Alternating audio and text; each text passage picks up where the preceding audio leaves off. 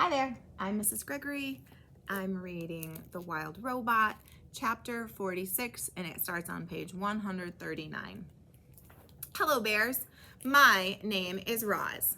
Oh, we know who you are, said the sister bear. Her voice dripped with sarcasm. We're very happy to see you again. Yeah, we're very happy to see you again, echoed the brother bear. Why do you always repeat what I said, said the sister bear to her brother. It's so annoying. I was just backing you up. Let me do the talking. Fine. You don't have to be so mean about it. The bickering bears were interrupted by the robot's friendliest voice. With whom do I have the pleasure of speaking? How rude of us, said the sister bear. My name is Nettle, and this is my little brother, Thorn. I'm not little, snapped Thorn under his breath. It is lovely to meet you both, said Roz, but I am afraid I really must be going. And I'm afraid that we can't let you do that, Nettle stepped into Roz's path. My brother and I, we don't like monsters. I'm not a monster. I am a robot. Whatever you are, we don't like you, said Thorn. We hear you become very comfortable on our island, said Nettle. And now we're going to make you very uncomfortable. Yeah, we're going to make you very uncomfortable. Stop repeating me, Thorn. Poor Roz was in serious trouble. The bears were closing in on her, but she couldn't run, she couldn't hide, and she couldn't fight. The robot didn't know what to do, but before she could do anything, there was a loud squawk and a streak of feathers. Stay away from my mama! Brightbill swooped down and skidded to a stop between the robot and the bears. So the rumors are true, Nettle laughed. This really is a runty gosling who thinks the robot is his mother. How could anyone be so stupid? Do yourself a favor, Gosling, and fly away before you get hurt.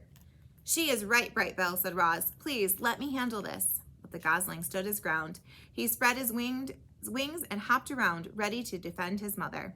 The bears roared with laughter. Then, with a flick of her paw, Nettle sent Brightbill tumbling over the ground, over and over, until he flopped onto his back and stared up at the sky, stunned.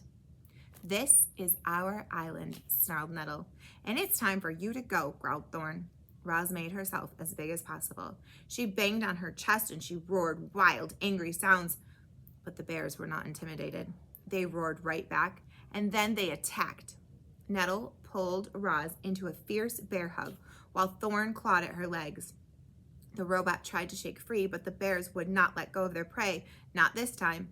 A cloud of dust bloomed around the trio as they thrashed closer to the edge of the cliff. All of a sudden, something burst out from the trees and onto the open cliff top. Mother Bear. She was gigantic, like a mountain of golden fur, and she was furious. It seemed like this would be the end for our robot. But Mother Bear wasn't there to join the fight. She was there to break it up. Nettle, Thorn, get over here this instant. The young bears should have listened to their mother. Instead, they pretended not to hear her. Nettle slashed at Roz's body, and Thorn began wrestling her foot. He grabbed the foot with both paws and forced it up from the ground. Then, with every ounce of his strength, he twisted the foot around. Reader, the following events happened very quickly. First, there was a strange thwip sound as the robot's right foot popped off her leg and sailed through the air. Then everyone toppled over. Nettle and Roz fell sideways along the edge, but Thorn fell backward and tumbled right off the cliff. Do you know what was the most terrible sound in the world this is? It's the howl of a mother bear as she watches her cub tumble off a cliff. Mother Bear's howl was so startling that it snapped Brightbill right out of his stupor. Her howl was so powerful that it shook Roz's entire body. Her howl was so loud that animals heard it clear across the island. But there was no reply from Thorn. Mother Bear's howl slowly faded, and she wilted to the ground. Roz watched as her detached foot sailed over the edge and plummeted down to the shore below. It fell past circling seagulls, smashed off a rock, and disappeared into the waves. And that's when the robot noticed something furry dangling from the cliffside. Thorn, his full weight hung from a tree that was rooted into the rock wall. He gripped the tree tightly with his jaw and looked up at Roz with frightened eyes.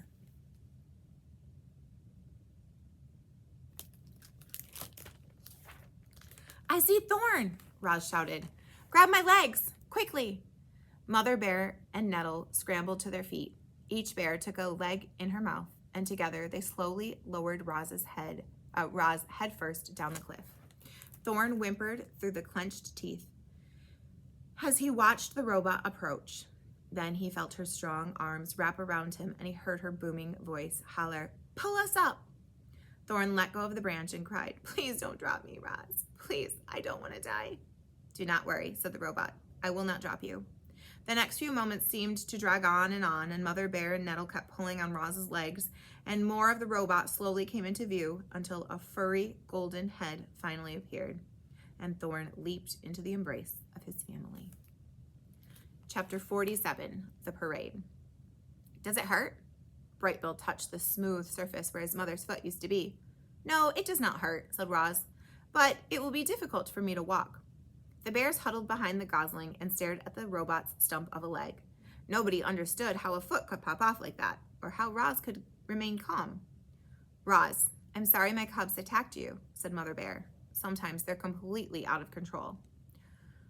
"It's okay. You know how they are at this age. I can't thank you enough for saving Thorn. I promise my cubs will never bother you again. Isn't that right?" "Yes, Mother," said Nettle and Thorn together. The robot tried to walk. She bobbed up and down on her uneven legs, which worked well enough on the flat surface of the cliff top. But once she entered the forest, her problem became clear. The smooth stump had no grip, and it slipped around on the forest floor, so Roz tried hopping on her one good foot, and she took a few crunching hops and then clanged into a tree trunk. A few more hops, and she crashed into the undergrowth. "I'm really sorry I broke your foot off," said Thorn as he helped the robot up from the weeds. "I forgive you," said Roz. Whether she was capable of true forgiveness is anybody's guess, but they were nice words, and Thorn felt better when he heard them. "It looks like I will have to crawl home," said Roz. "Nonsense," said Mother Bear. "I have a better idea." Mother Bear lay flat on the ground while her cubs boosted Roz onto her back. Then Brightbill fluttered onto the bear's broad shoulders, and that's where they both safely aboard. The group set off through the forest. The robot was heavy, but she was no trouble for the giant animal.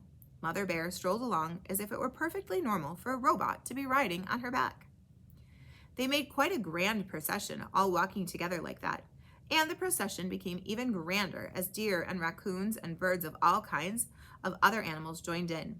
Everyone wanted to see the mother robot riding the bear.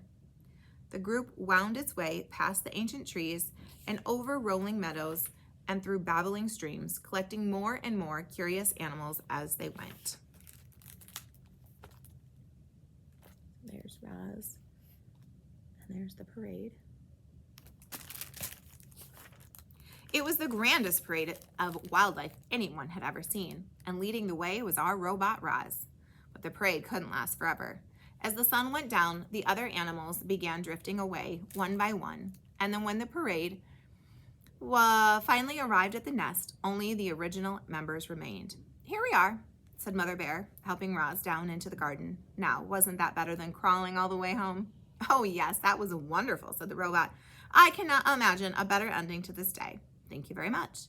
"Yeah, that was amazing," squeaked the gosling. "My friends won't believe me when I tell them I rode across the island on the back of a bear."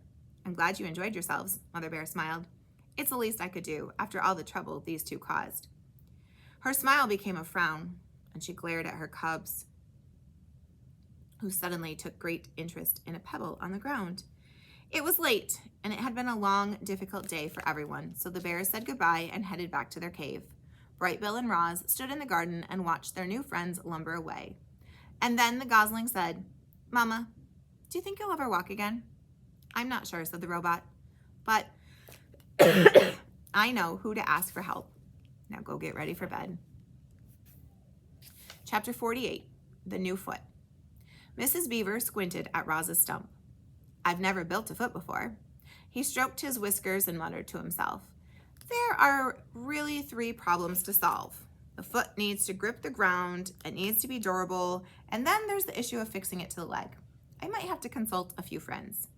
"Will she ever walk again?" said Brightbill. "What's that?" Mr. Beaver was lost in thought. Oh, not to worry. You just sit back and leave everything to me. I love a good challenge. Mr. Beaver plunked into the pond and returned a while later, rolling a large section of tree trunk. Say hello to your new foot, he said, slapping the wood with his tail. Hello, new foot, said the robot. That's the spirit. This beauty is from one of the hardest trees I ever chewed. I just need to make a few modifications. Mr. Beaver placed the piece of wood next to Roz. He squinted, repositioned the piece, and squinted some more. With his claws, he marked off different spots on the wood, and then he put his big chompers to work. The beaver chewed and gnawed and carved up that piece of wood, turning it over and over in his paws. Chit-Chat looked down from a branch and chattered through the quiet moments. This reminded me of a time that I saw a fox catch a lizard by the tail, and somehow the lizard's tail fell off and he got in the way, and later I saw that lizard got a new tail. And now Roz is going to get a new foot, and everything will be fine. The wooden foot took shape, and before long, Mr. Beaver was standing beside a beautiful carving that resembled a boot. He tried to slide it over Roz's stump, but the opening was too small. He scraped out more wood until it was the perfect fit. Very good, he said, spitting out a wood chip. My friend should be arriving any minute with the next few things we'll need. And there they are now. I'd like you to all meet Bumpkin, Lumpkin, and Rumpkin, but I call them the Fuzzy Bandits. The 3 fat raccoons shuffled into the garden, dragging a tangle of vines behind them. Good day, said Bumpkin. Good day, said Lumpkin. Good day, said Rumpkin. You might already know this, reader, but raccoons have very nimble hands, and the Fuzzy Bandits use their skills to skillfully tie those vines around the robot's leg and around her new foot. The vines caught nicely on all the dings and dents and scrapes, and once they were tied good and tight, Mr. Beaver threw back his head and hollered, "Truck tap! We could use your assistance." There was silence. And then 3 quick taps echoed down from the forest canopy. Ah, that'll be him, said Mr. Beaver, smiling. A very handsome woodpecker swooped into the garden. You called? Came the woodpecker's musical voice. Indeed I did. Everyone, this is my woodpecking pal, Chunk Tap. Now, Chunky, we need some tree resin. Some of the really sticky stuff. Can you help us out? Of course I can, said the woodpecker. You've got a perfect pine right here. Chunk Tap hopped over to a crusty old pine tree and pecked a few deep holes in the bark. Thick, syrupy resin began oozing down the tree trunk. Mr. Beaver scooped up handfuls of the resin and smeared it all over the wooden foot and the vines until everything was glistening with stickiness. And when the resin dried a short time later, Roz's foot was finished.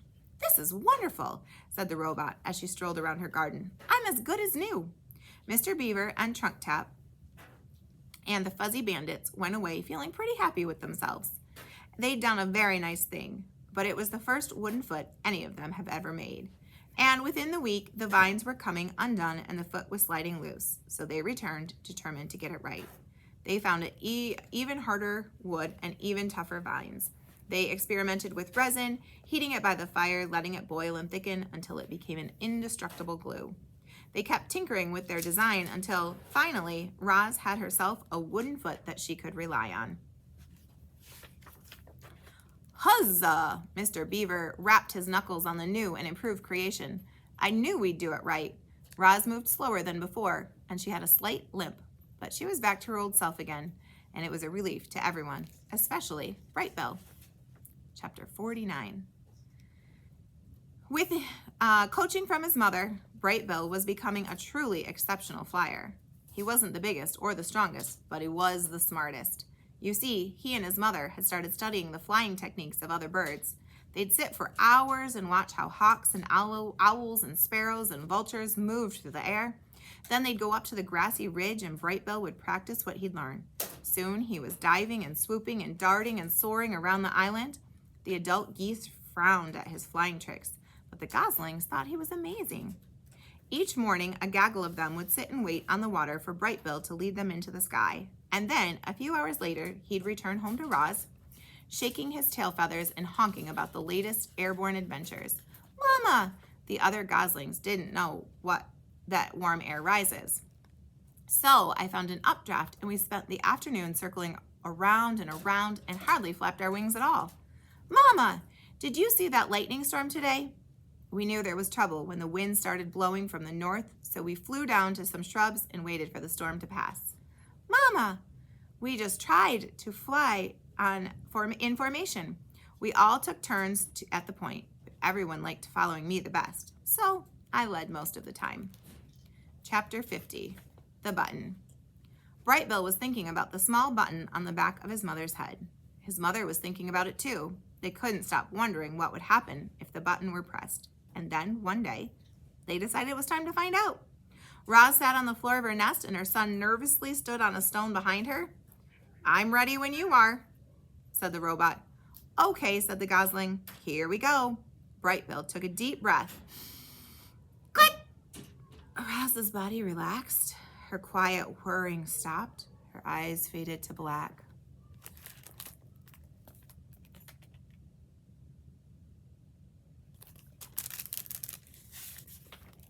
"Mama, can you hear me?" There was no answer.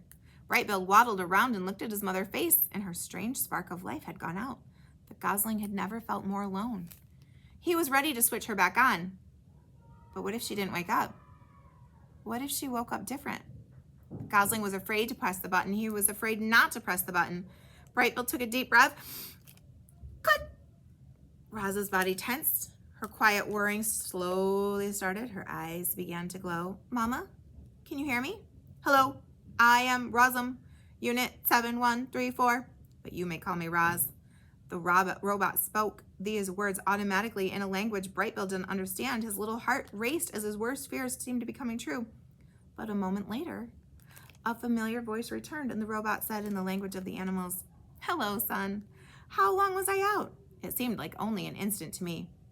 "You were out for a few minutes," said the gosling as he hugged his mother, "but it seemed like forever to me." I hope you're enjoying the story. More to come.